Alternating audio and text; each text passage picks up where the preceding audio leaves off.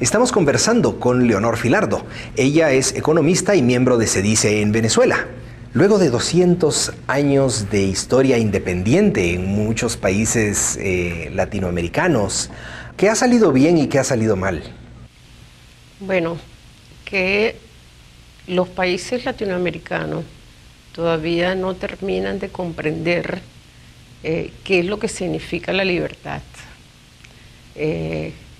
En el coloquio que estamos actualmente debatiendo, la Fundación de América Latina y la Libertad, obviamente nos damos cuenta que, y alguien decía, la gran diferencia, por ejemplo, entre Estados Unidos y la América Latina es que Estados Unidos tuvo padres fundadores y nosotros tuvimos gobiernos militaristas. Entonces, cuando los que lograron la independencia discutían, debatían sobre la libertad, pero para ellos la libertad era desprenderse de la madre patria. Libertad como independencia. Como independencia, libertad igual a independencia, pero después el gran debate era qué sistema de gobierno, con qué sistema de gobierno iban a continuar, cuando ellos habían heredado, o sea, la gran herencia de sistemas de gobierno era una monarquía absolutista de parte de la madre patria, que lo que había hecho era transmitir unas herencias donde yo diría que lo que transmiten son los grandes complejos por la discriminación de clases, la discriminación racial, el hecho de que los privilegios lo tenían eran los españoles y no la población. Los criollos. Los criollos no tenían privilegios, tenían posiciones, pero no privilegios. Los privilegios los tenían solamente los españoles. O sea que, en consecuencia, tampoco tenían experiencias de gobierno. Y por eso fue que nosotros estamos discutiendo lo relacionado con México y fundamentalmente fue lo que discutimos hoy. Y obviamente que la independencia de México fue muy cruenta, así como fue la conquista, pero es que la conquista y el lograr la independencia fueron procesos largos y sumamente dramáticos, diría yo.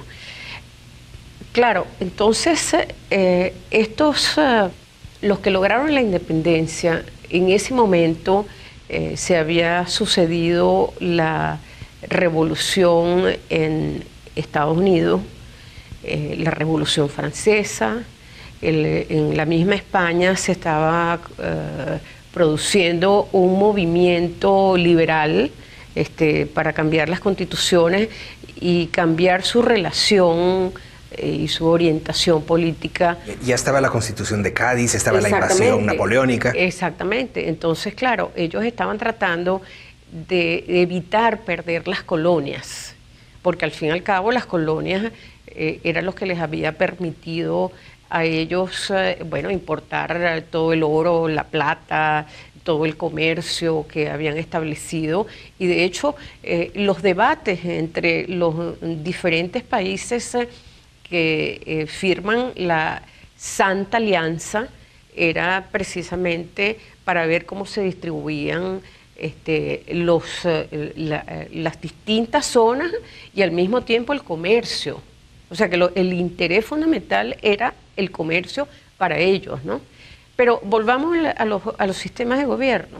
O sea, nosotros mientras observamos que en Estados Unidos han tenido una sola constitución que tiene 220 y pico de años, apenas ha sufrido unas modificaciones sobre la misma Constitución, pero la letra de la Constitución original ha permanecido. Y en cambio, cuando tú observas la América Latina, te das cuenta que en cada país, te puedo comentar de Venezuela, tiene más de 27 constituciones, creo. ya están hablando de otra constituyente, y así por el estilo. O sea, no, ninguno de los países creo que se salva en esta materia. Todos repiten y repiten y modifican constituciones. Entonces la pregunta es, ¿qué heredamos? Cuando tú observas lo que pasó en España, España modificaba sus constituciones cada rato. Y cuando se sucedió la Revolución Francesa, también modificaban sus constituciones. Entonces, en vez de nosotros tomar el buen ejemplo, porque tú dices, bueno, la Constitución es una herramienta que te permite desarrollar las instituciones. Y cuando tú desarrollas las instituciones, eso es lo que las instituciones que son. Las instituciones son que tú tienes, por lo menos en la Constitución americana, tienes el ejecutivo, el legislativo y el judicial, pero además están especificadas las funciones que va a cumplir cada institución. Y eso es lo que le permite lo que ellos llaman los check and balance. Claro, el balance de poder. El balance de poder. En cambio que fíjate tú que la Constitución de la Unión Europea, que no la han aprobado sino muy pocos países, yo entiendo que la Constitución americana tenía 7 artículos y nada más. En cambio, la europea tiene aproximadamente 400 o 500 artículos. ¿Por qué? Porque entonces te establecen unos derechos que no existen, que no son reales. Tengo derecho al trabajo.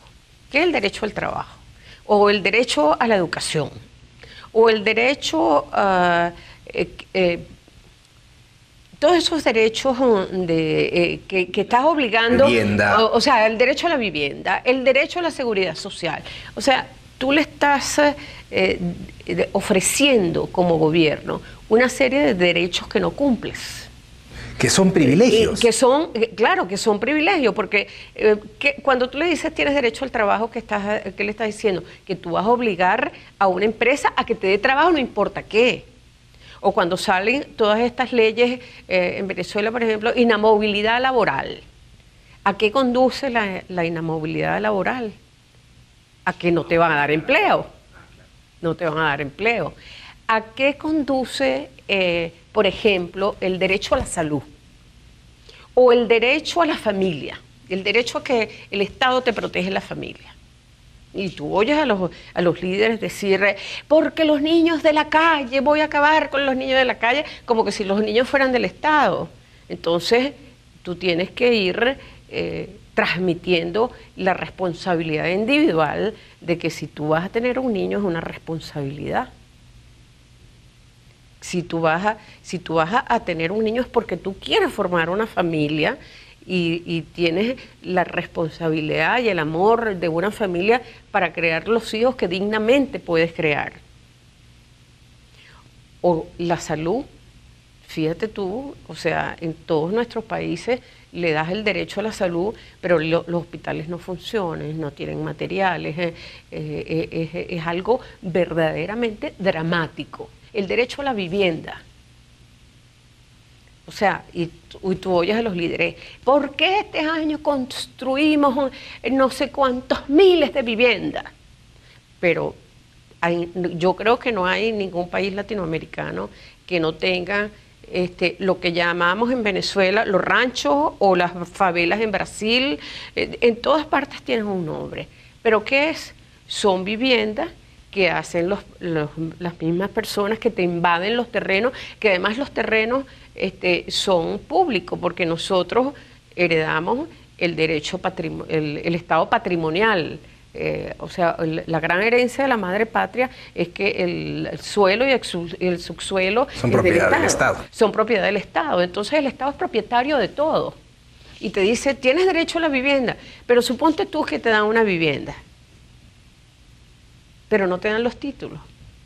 Y en ese sentido, Hernando de Soto, en sus famosos libros, El misterio del capital y el sendero, el otro sendero, donde él demuestra que si tú le das los títulos a la gente de la tierra, no que se las vas a regalar, pero le vas a dar la oportunidad de comprarla. O sea, tienes que empezar a crear la responsabilidad individual para que tú realmente logres tener un país que realmente funcione.